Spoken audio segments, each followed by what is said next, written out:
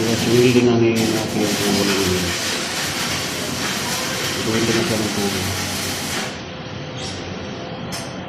Ano guys, yung tubo natin.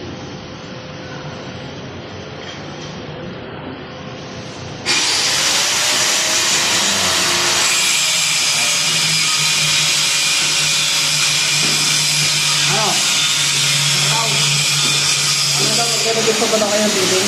Ha? Fitting pa ba? Ha? Fitting. Yun na lang, yun na lang. Ito na lang. Oh, yun lang tinalang. Kailangan sa riser kami.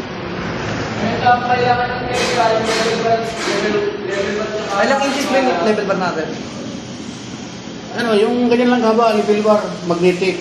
Ah, kundi may maliit na ano yung 4 inches. Basta maiksi lang, mga ganyan kahaba. Tapos yung eskwala, maliit lang din. Mga ilang? Yung eskwala natin, yung kamukhang eskwala natin malaki, ganun, para maganda. Oo nga, yung hindi ano.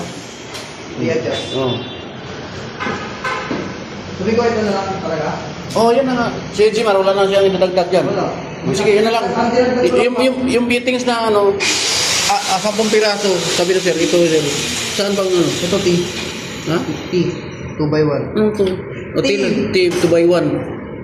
10 pieces. Ano to? Back range, 14. 14? Oo, wala.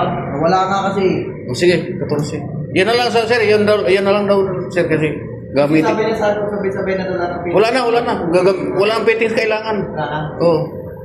Yung eskwala at sa caliber sir, kailangan ngayon mabili kasi gagamitin dito sa pag sa riser. Kasi sira na kamo yung level.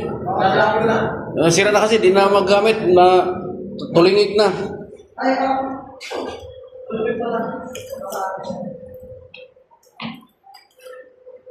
Kailangan yan ha, sabihin mo ngayon sir, yung level at saka eskwala. Pabili kami ng eskwala at saka level. Mas kailangan namin lang para riser.